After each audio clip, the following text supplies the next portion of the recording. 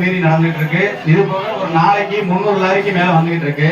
இதனால எங்க பகுதி நம்ம பகுதி மக்கள் எல்லா பேருக்குமே நிறைய பாதிப்புகள் உருவாயிருக்கு. வீசிங் ப்ராப்ளம், மூச்சு திணறல் ஏற்பட்டிருக்கு. அதை நம்ம தொடர்ந்து கிராம சேவையில போன தண்ணீர் தினத்தன்னைக்கு நம்ம வலியுறுத்தணும், தீர்மானம் ஏற்றணும். ஆனா இனி வரைக்கும் எந்த நடவடிக்கை எடுக்கப்படல.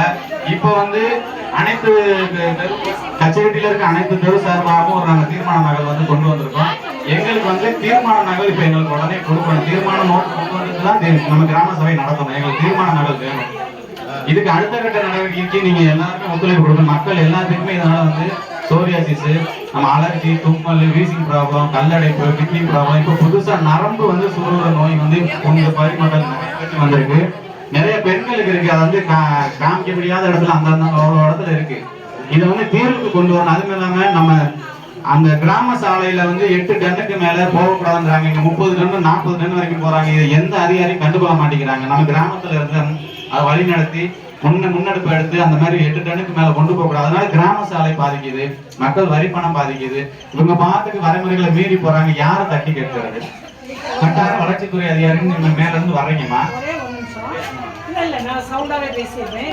இப்ப மைன்ஸ்ல உள்ளதுல அந்த லைசன்ஸ் கொடுக்கறது, அதை நிர்வகிக்கிறதுலாம் எந்த டிபார்ட்மெண்ட்? Mines department. அதுல பாதிப்பு வந்தா யாரோட பொறுப்புமா?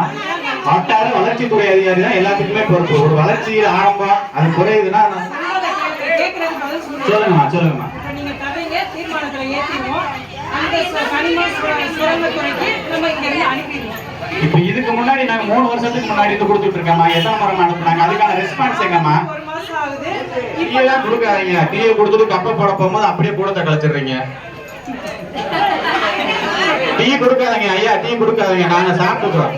நாங்க கேட்கும் போது நீங்க டீ கொடுங்க, வடை கொடுங்க.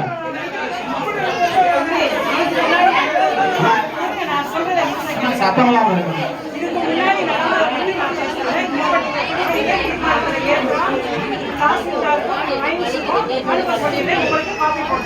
எங்களுக்கு இன்னைக்கு நாங்க கொடுக்க மனுக்கான தீர்மான நகல் எங்களுக்கு இன்னைக்கு வேணும், இப்ப வேணும். எங்க தீர்மான நோட்டை நீங்க எடுத்துட்டு வாங்க.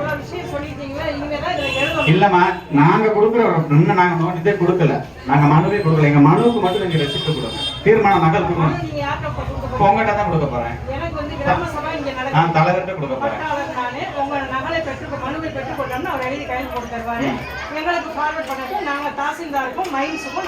அந்த மனு அந்த நகல் தான் நாங்க இப்போ ஒவ்வொரு மனு கொடுக்குறோம். ஒவ்வொரு நம்ம பொருளை கொண்டு நாங்க எல்லாரும் மனு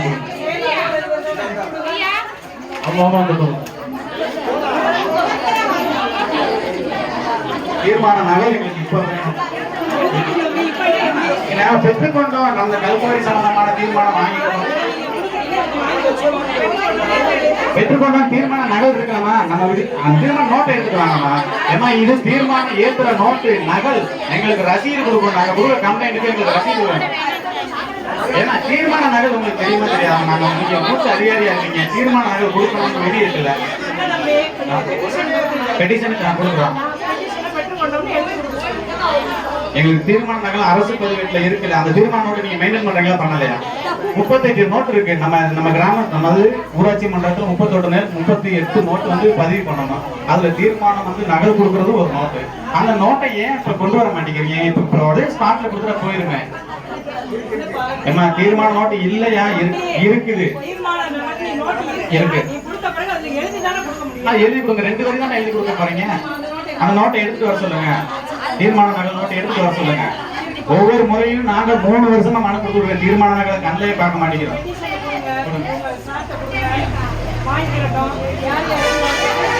எங்களுக்கு இன்னைக்கு இப்ப வேணும். எங்களுக்கு நகல் எடுத்துட்டு வாங்க. நீங்க தீர்மான நோட்ல தான் நீங்க ஏத்த போறீங்க. நகல் பெட்டிஷன் பெற்றுக்கொண்டோன்னு சொல்லி நீங்க தீர்மான நகல் எழுதி கொடுங்க. வார்டு மெம்பர் எத்தனை பேர் வந்திருக்காங்க? எத்தனை பேர் வந்திருக்காங்க? வார்டு மெம்பர் எத்தனை பேர் வந்திருக்காங்க? 9 வார்டு மெம்பர் இருக்காங்க. 9 வார்டு மெம்பருக்கு எத்தனை பேர் வந்திருக்காங்க? சட்டம் சரியா பேசும்போது 9 வார்டு மெம்பர் வரணும். எங்களுக்கு தீர்மானங்கள் ஸ்பாட்ல கொடுக்கணும் தான் அரசு உத்தரவுக்கு. நாங்க எல்லாருமே ஜீவோ படிச்சுட்டு தான் வந்திருக்கோம். ஏன்னா ஏன் நோட்டை கொண்டு வர மாட்டேங்கிறீங்க?